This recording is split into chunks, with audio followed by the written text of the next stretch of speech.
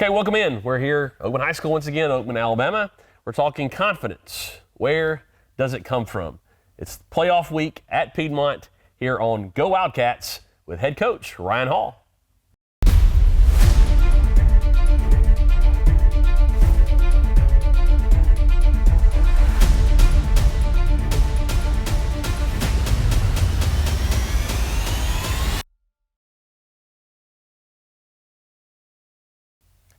Okay, Coach, the focus for the week is this concept of confidence and especially just asking the pointed question, where does it come from? Why is that an important question? How do we go about answering it?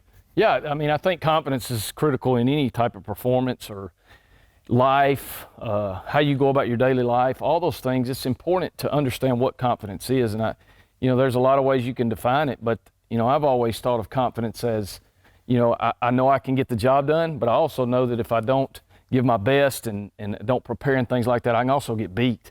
There's a big difference between confidence and arrogance, and there's a fine line there that you have to walk. But one of the things with confidence, I think, that we try to stress is, it's very important that you know where it comes from. And too many times I see, not just young people, but adults too, that their confidence comes from external factors. And, the society we live in today, a lot of people's confidence comes from things like how people respond to you in social media, likes, follows, all those kind of things impact young people's confidence. We see it play out day after day with young people that struggle with mental health and things like that, because that's where they get their confidence from. And I think it's important to teach and to learn that really the only true confidence is self-confidence that comes from internal, and what are things that I can gravitate to get that confidence. And my biggest message is, if you want to talk about mental condition and mindset 101, it starts with the concept that you don't control everything. You don't control outcomes. You don't control results. You don't control.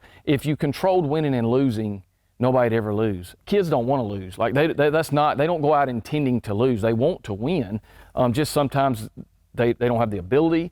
Maybe they're not coached well enough. Maybe they're, things like that come into play.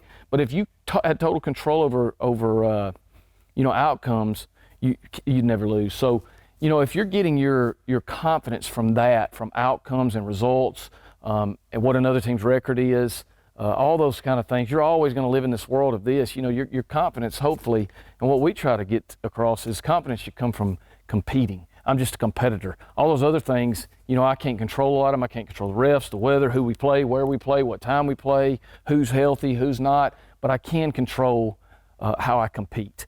And so, that's kind of the message for our players, is just be a competitor, go out and compete, and draw your confidence from that, knowing that you did your best. There's a lot of quotes, and you can go all, but at the end of the day, preparing, competing, and really giving it your all to a situation, you can walk away confident knowing that. And so, that's kind of the message for our guys through this patch of, we've had a really, really tough, challenging piece here, and how do you maintain confidence through that? Well, if you're hung up in all these numbers and losses and external opinion and what other people think of you and say about you, your confidence is going to go in the tank. Mm-hmm. But if you can hold fast to the confidence in, I know I'm giving it, I'm getting after it, I'm doing my best, we're staying together as a team, and then it can help propel you into whatever's next. There's always a next for you, whether it's football related or life related in this deal. So yep. You want to use these things to prepare you to go into that next phase. And so we hope that they can learn through struggle. You can still maintain confidence, because if you base it on the internal things. So that's kind of the message for our players this week, and for us as coaches too. Sure, very good and helpful to us all, no doubt. Hope that you'll keep watching. Coach will break down some film from this past week's game. We'll also visit with Coach Ben Painter, and then we'll set up talk about tomorrow night's game at Piedmont.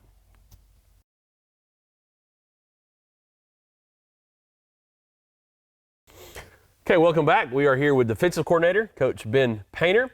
And the reason we're talking with Coach Painter today, we talked, of course, preseason about defense, but now toward the end of the season, we wanted to be sure we bring you on because of your role with the CAT Journey, an important aspect of values and character, part of the program. So just in a quick word, introduce what that is.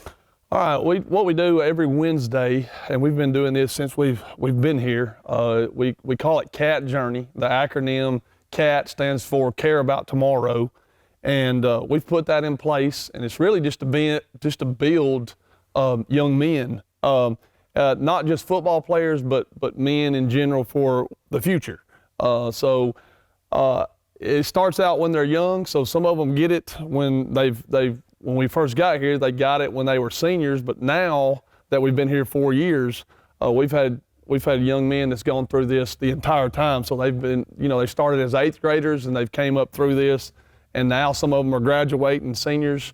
And what we do in the program is we take it. It's pretty much like character education, built in with some faith-based stuff. It's like a devotional too. So we take topics that this year we're taking a topic of mindset, like unbreakable mindset, and we take topics from the Bible. We take topics from what we see out, in the news. We take topics from the military, and we apply it in lessons every Wednesday to these young men. It's been a phenomenal. I love it because the kids really respond to it. We open it up. We allow them to talk. They get to kind of throw their 2 cents in. And then what we do is we try to put that to use as we move forward into the season, week to week to week. So it's been a really, really good, it's been a good asset to the program, I would say. So. Awesome. Well, very, very good. Let's talk now, just kind of to see the fruits of that program. How can you see it in present students, maybe past, former students? Yeah. So what I do is we open it up and we just kind of put it out there to the kids. We just say, hey, what topic would you like to talk about, or what would you like to see us touch on each week? And so I'll get text messages some nights, or some of these kids will say, hey, let's add this into the program, or and so what I'll do is I'll try to put a lesson together, and then we we talk about it on Wednesdays. And some of the kids have come back, they say, remember that we talked about on for our cat journey that week, and I can see that kind of playing out in my life to what I'm doing. Like some of them are in school, and they're saying, we talked about in cat journey. I just dealt with that, So it's been really positive, and we've had some great feedback from them due to that. I think that it is making them think about their life and as they move forward, and I think it is going to build better young men. For awesome. Sure. Well, very, very good. We wish you well for the rest of this week and game tomorrow night. And appreciate you joining us, and especially appreciate you investing in these students through Cat Journey. You want to close us out? Go Wildcats. Go Wildcats.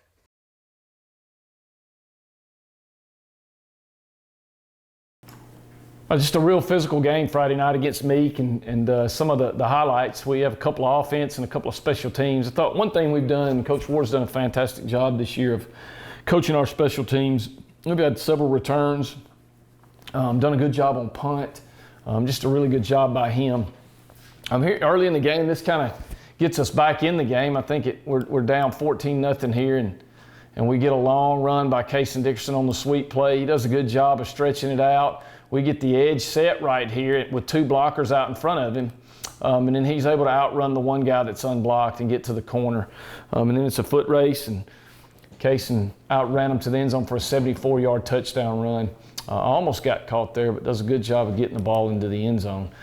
This is kind of what got us started, and kind of we had a flurry right there before the half to get us back in the game. It's 32-6, and we scored 2 touchdowns within a minute right here to get it back close. It started off with a kick return by Rick Johnson, and what you'll see here is our guys do a good job of getting on them early, but the Rick kind of mishandles the kick, and Meek overruns it a little bit.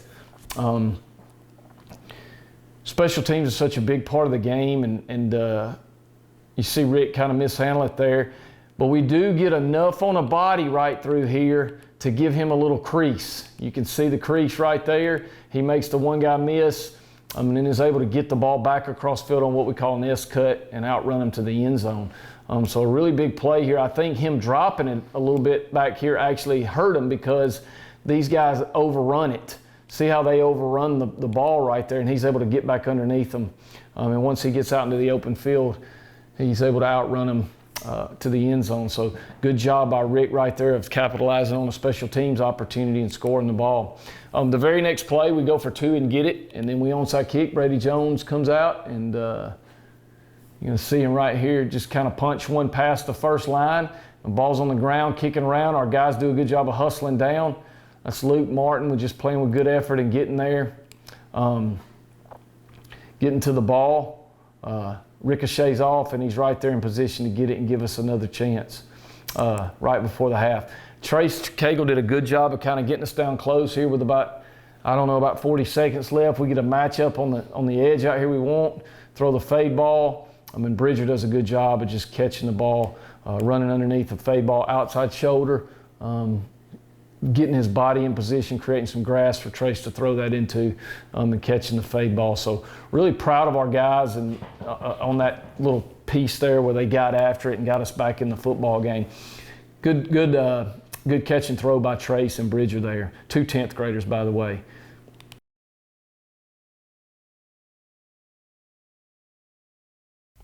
Okay, Coach, wrapping up the Meek game from last week. Certainly hate to end the regular season with a loss here at home. I've come up short 48-22 against Meek. Know plenty to say about the game, and just from my perspective up in the booth and as a fan, 2 just really rewarding plays and moments with Kaysen, your inside guy, able to outrun everybody to the edge and big, 74, 75-yard run. Yeah. And then Trace hitting just that beautiful pass for another touchdown later to Bridger. Just great moments, even though the overall result was not what you'd have it to be. But just talk about the game and kind of the impact of those players and plays. Yeah, really impressed with Meek, first of all, and the job that they've done there building that program. They were 1-9 2 years ago, and those guys have just kind of stayed the course, and they built a big, strong, physical team. We knew going into the game that we'd have some trouble with them up front because of how strong and physical they were. Probably as physical as any team we played all year, probably the most physical. So knew that going in, so knew we'd have to try to run on the edge a little bit and throw the ball more than we typically do. But I was proud of Trace, and he hung in there. And, obviously there were some throws that early that he didn't make, but he kept battling, and finally hit some. And again, like you were talking about on Kaysen's run, just a guy doing a good job. He always runs hard, and good to see him rewarded. But, hats off to Meek. And, we wanted to finish that thing better than that. But, they were the better team that night. And so I give them all the credit, and there's no excuses here. And just got to do a better job coaching our players and getting our players prepared for those type games. When you look at the film, players of the game, who stands out?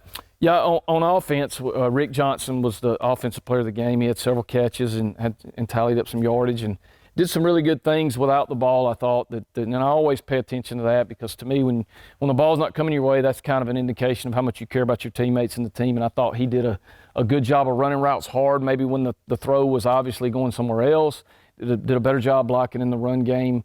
What little we did run. And then defensively, Carson Gillen was our player of the game. I thought the last 2 weeks, he's really played well, especially on defense, so proud of him for that. And then our do-the-work player was Aiden Martin. He probably could win that award every week. I'm so proud of him and who he's become over that's kind of our theme, is who you become. Well, he's an example of what a great kid he's become over the years in our program. And he was never a bad kid, that's not what, but just to watch him grow and mature and go from a young man as a freshman that, you're thinking, man, I don't know what we can do with him, where he can to be a starter and an impact player for us. He started at linebacker on the 9-3 team last year every game, and just really proud of the young man he is. So he's our do-the-work player of the week. All right, well, congrats to Rick and to Carson and to Aiden. Thankful for their hard work this week and all season. Let's now shift our focus. I know it's where your focus is for tomorrow night on the road, not just one of these East Alabama teams, but maybe the East Alabama team and program in the Piedmont program. So just talk about the impact of that game and how the playoff matchup's looking. Yeah, playoff football is always exciting. We're excited to be. We're proud to be in them. I think everybody's 0-0 now, and you can talk about records and wins, but it doesn't. The goal for us is always to make the playoffs and give ourselves a chance to play in that tournament bracket. And that's so we were able to accomplish that, and I'm proud of our players for that. I love our players. They got great makeup, and they've dealt with a lot of adversity that people don't even realize is going on, and so I'm proud of them for sticking it out. We hadn't had anybody quit and just hang them up, and that says a lot about them and their parents and how they were raised and their character, so I'm proud of them for that. But Piedmont's a fantastic football program. Coach Smith is a friend of mine and a mentor, I think, to me, and someone that I call for advice. And so I have a tremendous amount of respect for his program. They do it right. Their athletic programs ran right. It's a great opportunity for us as a community and a team to go into their stadium and see how they do it and compete with the best. And that's, if you're a competitor, that's what you want. It goes back to what I was talking about earlier. Confidence shouldn't come from what their record is or what people say about them or any of that. It should be, I'm getting an opportunity to go compete against what people think is the best. And I'm excited about doing it. Got a great quarterback. He's an all-time, I think he just set the record last week for touchdowns, and just a tremendous competitor. And one of the things I've always been impressed with their kids is they're fantastic kids. They play the game the right way, and so it'll be, I think our kids do too. And so you'll see two teams that have some class and do things right, and really good on defense too. They're a really good football team all the way around, and so I hope our kids are excited. I think they will be. Again, it's playoff football and fun. It should be fun time for them. All right, very good. Hope that you'll support the Wildcats on the road at Piedmont. That's a GoFan ticket purchase now that it's in the playoffs. So be sure that you do that online. Check with the school if you need help with that on your phone. And we look forward to seeing you there tomorrow night at 7 o'clock at their stadium. Coach, close us out. Yeah, one other thing before we close is just, I'm proud of our kids, and it would be great if we had a big crowd show up at Piedmont to support them. They deserve that. They've hung in there and battled through a lot of adversity. So come out tomorrow night and support them at Piedmont. I know it'll get them excited to see a bunch of people there cheering for the Wildcats. Go Wildcats.